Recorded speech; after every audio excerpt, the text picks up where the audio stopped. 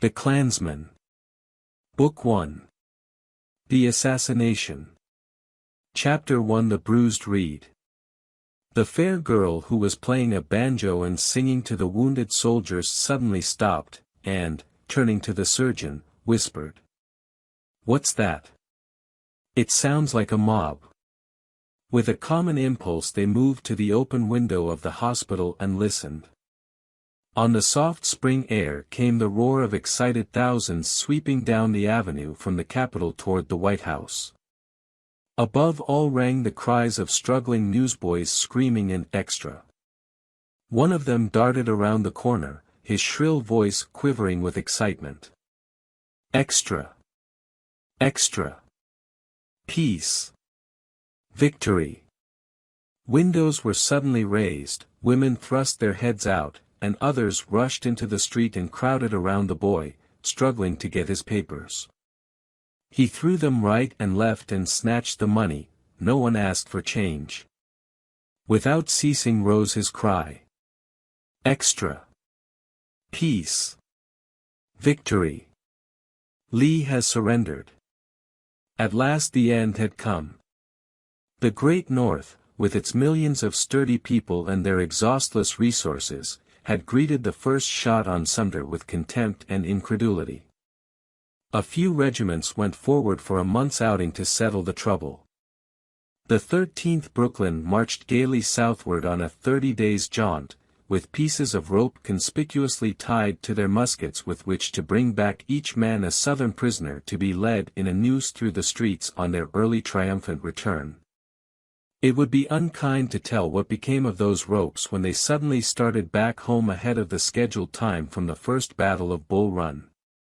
People from the South, equally wise, marched gaily north, to whip 5 Yankees each before breakfast, and encountered unforeseen difficulties. Both sides had things to learn, and learned them in a school whose logic is final, a 4 years' course in the University of Hell, the scream of eagles, the howl of wolves, the bay of tigers, the roar of lions, all locked in death's embrace, and each mad scene lit by the glare of volcanoes of savage passions. But the long agony was over. The city bells began to ring. The guns of the forts joined the chorus, and their deep steel throats roared until the earth trembled. Just across the street a mother who was reading the fateful news turned and suddenly clasped a boy to her heart, crying for joy. The last draft of 500,000 had called for him. The capital of the nation was shaking off the long nightmare of horror and suspense. More than once the city had shivered at the mercy of those daring men in gray, and the reveille of their drums had startled even the president at his desk. Again and again had the destiny of the republic hung on the turning of a hair, and in every crisis, luck, fate, God, had tipped the scale for the Union. A procession of more than 500 Confederate deserters, who had crossed the lines in groups, swung into view, marching past the hospital, indifferent to the tumult. Only a nominal guard flanked them as they shuffled along, tired, ragged, and dirty. The gray in their uniforms was now the color of clay. Some had on blue pantaloons, some, blue vests, others blue coats captured on the field of blood. Some had pieces of carpet, and others old bags around their shoulders. They had been passing thus for weeks. Nobody paid any attention to them. "One of the secrets of the surrender," exclaimed Dr. Barnes. "Mr. Lincoln has been at the front for the past weeks with offers of peace and mercy, if they would lay down their arms." The great soul of the president, even the genius of Lee could not resist. His smile began to melt those gray ranks as the sun is warming the earth today. "You are a great admirer of the president," said the girl, with a curious smile. "Yes, Miss Elsie, and so are all who know him." She turned from the window without reply. A shadow crossed her face as she looked past the long rows of cots, on which rested the men in blue, until her eyes found one on which lay, alone among his enemies, a young Confederate officer. The surgeon turned with her toward the man. "Will he live?" she asked. "Yes, only to be hung." "For what?" she cried. "Sentenced by court-martial as a guerrilla." "It's a lie, but there's some powerful hand back of it, some mysterious influence in high authority. The boy wasn't fully conscious at the trial. We must appeal to Mr. Stanton. As well appeal to the devil. They say the order came from his office." "A boy of 19, she exclaimed. "It's a shame. I'm looking for his mother." "You told me to telegraph to Richmond for her." "Yes, I'll never forget his cries that night, so utterly pitiful and childlike. I've heard many a cry of pain, but in all my life nothing so heartbreaking as that boy in fevered delirium talking to his mother. His voice is one of peculiar tenderness, penetrating and musical. It goes quivering into your soul, and compels you to listen until you swear it's your brother. Or sweetheart or sister or mother calling you. You should have seen him the day he fell. God of mercies, the pity and the glory of it. Phil wrote me that he was a hero and asked me to look after him. Were you there?" "Yes, with the battery your brother was supporting. He was the colonel of a shattered rebel regiment lying just in front of us before Petersburg. Richmond was doomed, resistance was madness, but there they were, ragged and half-starved, a handful of men, not more than 400, but their bayonets gleamed and flashed in the sunlight. In the face of a murderous fire he charged and actually drove our men out of an entrenchment. We concentrated our guns on him as he crouched behind this earthwork. Our own men lay outside in scores, dead, dying, and wounded. When the fire slacked, we could hear their cries for water. Suddenly this boy sprang on the breastwork. He was dressed in a new gray colonel's uniform that mother of his, in the pride of her soul, had sent him. He was a handsome figure, tall, slender, straight, a gorgeous yellow sash tasseled with gold around his waist, his sword flashing in the sun, his slouch hat cocked on one side and an eagle's feather in it. We thought he was going to lead another charge, but just as the battery was making ready to fire he deliberately walked down the embankment in a hail of musketry and began to give water to our wounded men. Every gun ceased firing, and we watched him.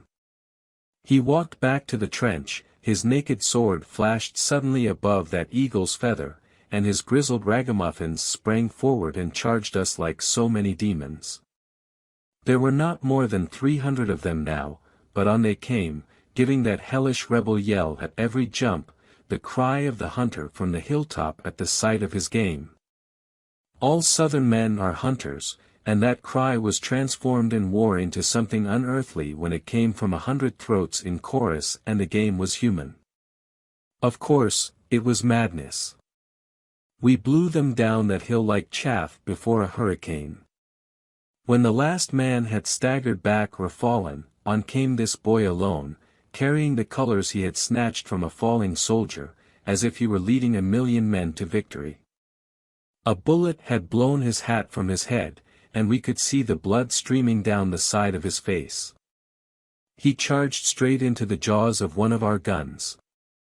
And then, with a smile on his lips and a dare to death in his big brown eyes, he rammed that flag into the cannon's mouth, reeled, and fell. A cheer broke from our men. Your brother sprang forward and caught him in his arms, and as we bent over the unconscious form, he exclaimed, "My God, doctor, look at him. He is so much like me I feel as if I had been shot myself." They were as much alike as twins, only his hair was darker. I tell you, Miss Elsie, it's a sin to kill men like that.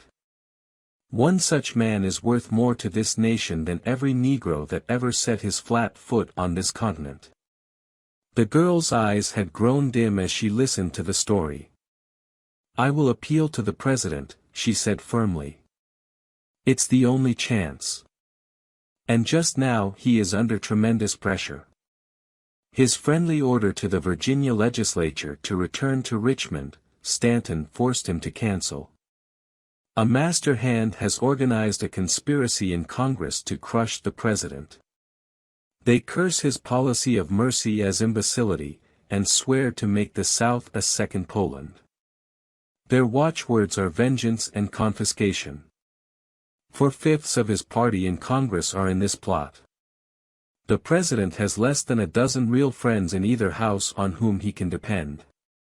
They say that Stanton is to be given a free hand, and that the gallows will be busy. This cancelled order of the president looks like it. "I'll try my hand with Mr. Stanton," she said with slow emphasis. "Good luck, little sister, let me know if I can help," the surgeon answered cheerily as he passed on his round of work. Elsie Stoneman took her seat beside the cot of the wounded Confederate and began softly to sing and play. A little farther along the same row a soldier was dying, a faint choking just audible in his throat. An attendant sat beside him and would not leave till the last. The ordinary chat and hum of the ward went on indifferent to peace, victory, life, or death. Before the finality of the hospital all other events of earth fade. Some were playing cards or checkers, some laughing and joking, and others reading. At the first soft note from the singer the game ceased, and the reader put down his book. The banjo had come to Washington with the Negroes following the wake of the army. She had laid aside her guitar and learned to play all the stirring camp songs of the South. Her voice was low, soothing, and tender. It held every silent listener in a spell. As she played and sang the songs the wounded man loved, her eyes lingered in pity on his sun-bronzed face, pinched and drawn with fever. He was sleeping, the stupid sleep that gives no rest. She could count the irregular pounding of his heart in the throb of the big vein on his neck.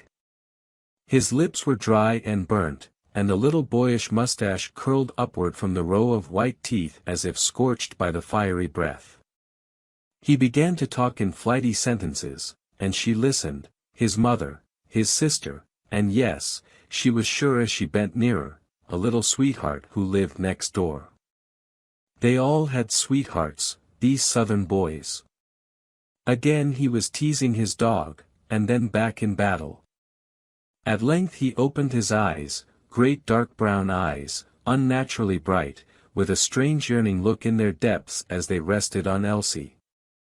He tried to smile and feebly said, "Here's a fly on my left ear, my guns can't somehow reach him, won't you?" She sprang forward and brushed the fly away. Again he opened his eyes. "Excuse me for asking, but am I alive?" "Yes, indeed," was the cheerful answer. "Well, now, then, is this me, or is it not me, or has a cannon shot me, or has the devil got me?" "It's you. The cannon didn't shoot you, but 3 muskets did. The devil hasn't got you yet, but he will unless you're good. I'll be good if you won't leave me." Elsie turned her head away smiling, and he went on slowly. "But I'm dead, I know. I'm sleeping on a cot with a canopy over it. I ain't hungry any more, and an angel has been hovering over me playing on a harp of gold. Only a little Yankee girl playing the banjo. Can't fool me, I'm in heaven. You're in the hospital. Funny hospital, look at that harp and that big trumpet hanging close by it, that's Gabriel's trumpet." "No," she laughed. "This is the Patent Office building, that covers 2 blocks, now a temporary hospital. There are 70,000 wounded soldiers in town, and more coming on every train. The 35 hospitals are overcrowded." He closed his eyes a moment in silence, and then spoke with a feeble tremor. "I'm afraid you don't know who I am, I can't impose on you, I'm a rebel." "Yes, I know. You are Colonel Ben Cameron. It makes no difference to me now which side you fought on. Well, I'm in heaven, been dead a long time. I can prove it, if you'll play again. What shall I play? First, Oh Johnny Booker help this nigger. She played and sang it beautifully. Now, wake up in the morning. Again he listened with wide, staring eyes that saw nothing except visions within. Now, then, the old grey hoss. As the last notes died away he tried to smile again. One more, hard times and what's her comin', dot. With deft, sure touch and soft Negro dialect she sang it through. Now, didn't I tell you that you couldn't fool me? No Yankee girl could play and sing these songs, I'm in heaven, and you're an angel. Aren't you ashamed of yourself to flirt with me, with one foot in the grave? That's the time to get on good terms with the angels, but I'm done dead. Elsie laughed in spite of herself. I know it, he went on, because you have shining golden hair and amber eyes instead of blue ones. I never saw a girl in my life before with such eyes and hair. But you're young yet. Never was such girl on earth, you're an. She lifted her finger in warning, and his eyelids drooped in exhausted stupor. You mustn't talk any more, she whispered, shaking her head. A commotion at the door caused Elsie to turn from the cot. A sweet motherly woman of 50, in an old faded black dress, was pleading with the guard to be allowed to pass. Can't do it, Mum. It's agin the rules. But I must go in. I've tramped for 4 days through a wilderness of hospitals, and I know he must be here. Special orders, Mum, wounded rebels in here that belong in prison. Very well, young man, said the pleading voice. My baby boy's in this place, wounded and about to die. I'm going in there. You can shoot me if you like, or you can turn your head the other way. She stepped quickly past the soldier, who merely stared with dim eyes out the door and saw nothing. She stood for a moment with a look of helpless bewilderment. The vast area of the second story of the great monolithic pile was crowded with rows of sick, wounded, and dying men, a strange, solemn, and curious sight. Against the walls were ponderous glass cases, filled with models of every kind of invention the genius of man had dreamed. Between these cases were deep lateral openings, 8 feet wide, crowded with the sick, and long rows of them were stretched through the center of the hall. A gallery ran around above the cases, and this was filled with cots. The clatter of the feet of passing surgeons and nurses over the marble floor added to the weird impression. Elsie saw the look of helpless appeal in the mother's face and hurried forward to meet her. Is this Mrs. Cameron, of South Carolina? The trembling figure in black grasped her hand eagerly. Yes, my dear, and I'm looking for my boy, who is wounded unto death. Can you help me? I thought I recognized you from a miniature I've seen, she answered softly. I'll lead you direct to his cot. Thank you, came the low reply. In a moment she was beside him, and Elsie walked away to the open window through which came the chirp of sparrows from the lilac bushes in full bloom below. The mother threw one look of infinite tenderness on the drawn face, and her hands suddenly clasped in prayer. I thank thee, Lord Jesus, for this hour. Thou hast heard the cry of my soul and led my feet. She gently knelt, kissed the hot lips, smoothed the dark tangled hair back from his forehead, and her hand rested over his eyes. A faint flush tinged his face. It's you, Mama, I know you, that's your hand, or else, it's God's. She slipped her arms about him. My hero, my darling, my baby.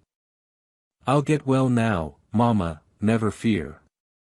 You see, I had whipped them that day as I had many a time before. I don't know how it happened, my men seemed all to go down at once. You know, I couldn't surrender in that new uniform of a colonel you sent me. We made a gallant fight, and, now, I'm, just, little, tired, but you are here, and it's all right. Yes, yes, dear. It's all over now. General Lee has surrendered, and when you are better I'll take you home, where the sunshine and flowers will give you strength again. How's my little sis? Hunting in another part of the city for you. She's grown so tall and stately you'll hardly know her. Your papa is at home, and don't know yet that you are wounded. And my sweetheart, Marion Lenore. The most beautiful little girl in Piedmont, as sweet and mischievous as ever. Mr. Lenore is very ill, but he has written a glorious poem about one of your charges. I'll show it to you tomorrow. He is our greatest poet. The South worships him. Marion sent her love to you and a kiss for the young hero of Piedmont. I'll give it to you now. She bent again and kissed him. And my dogs? General Sherman left them, at least. Well, I'm glad of that, my mare all right? Yes, but we had a time to save her. Jake hid her in the woods till the army passed. Bully for Jake. I don't know what we should have done without him. Old Alex still at home and getting drunk as usual. No, he ran away with the army and persuaded every Negro on the Lenore place to go, except his wife, Aunt Cindy. The old rascal, when Mrs. Lenore's mother saved him from burning to death when he was a boy. Yes, and he told the Yankees those fire scars were made with the lash, and led a squad to the house one night to burn the barns. Jake headed them off and told on him. The soldiers were so mad they strung him up and thrashed him nearly to death. We haven't seen him since. Well, I'll take care of you, Mama, when I get home. Of course I'll get well. It's absurd to die at 19. You know I never believed the bullet had been molded that could hit me. In 3 years of battle I lived a charmed life and never got a scratch. His voice had grown feeble and labored, and his face flushed. His mother placed her hand on his lips. Just one more, he pleaded feebly. Did you see the little angel who has been playing and singing for me? You must thank her. Yes, I see her coming now. I must go and tell Margaret, and we will get a pass and come every day. She kissed him, and went to meet Elsie. And you are the dear girl who has been playing and singing for my boy, a wounded stranger here alone among his foes? Yes, and for all the others, too. Mrs. Cameron seized both of her hands and looked at her tenderly. You will let me kiss you? I shall always love you. She pressed Elsie to her heart. In spite of the girl's reserve, a sob caught her breath at the touch of the warm lips. Her own mother had died when she was a baby, and a shy, hungry heart, long hidden from the world, leaped in tenderness and pain to meet that embrace. Elsie walked with her to the door, wondering how the terrible truth of her boy's doom could be told. She tried to speak, looked into Mrs. Cameron's face, radiant with grateful joy, and the words froze on her lips. She decided to walk a little way with her. But the task became all the harder. At the corner she stopped abruptly and bade her goodbye. I must leave you now, Mrs. Cameron. I will call for you in the morning and help you secure the passes to enter the hospital. The mother stroked the girl's hand and held it lingeringly. How good you are, she said softly. And you have not told me your name? Elsie hesitated and said. That's a little secret. They call me Sister Elsie, the banjo maid, in the hospitals. My father is a man of distinction. I should be annoyed if my full name were known. I'm Elsie Stoneman. My father is the leader of the house. I live with my aunt. Thank you, she whispered, pressing her hand. Elsie watched the dark figure disappear in the crowd with a strange tumult of feeling. The mention of her father had revived the suspicion that he was the mysterious power threatening the policy of the president and planning a reign of terror for the South. Next to the president, he was the most powerful man in Washington, and the unrelenting foe of Mr. Lincoln, although the leader of his party in Congress, which he ruled with a rod of iron. He was a man of fierce and terrible resentments. And yet, in his personal life, to those he knew, he was generous and considerate. Old Austin Stoneman, the great commoner, he was called, and his name was one to conjure within the world of deeds. To this fair girl he was the noblest Roman of them all, her ideal of greatness. He was an indulgent father, and while not demonstrative, loved his children with passionate devotion. She paused and looked up at the huge marble columns that seemed each a sentinel beckoning her to return within to the cot that held a wounded foe. The twilight had deepened, and the soft light of the rising moon had clothed the solemn majesty of the building with shimmering tenderness and beauty. Why should I be distressed for one, an enemy, among these thousands who have fallen, she asked herself.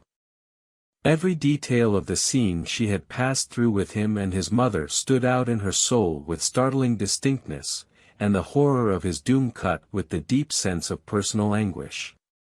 He shall not die, she said, with sudden resolution. I'll take his mother to the president. He can't resist her.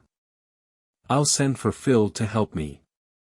She hurried to the telegraph office and summoned her brother.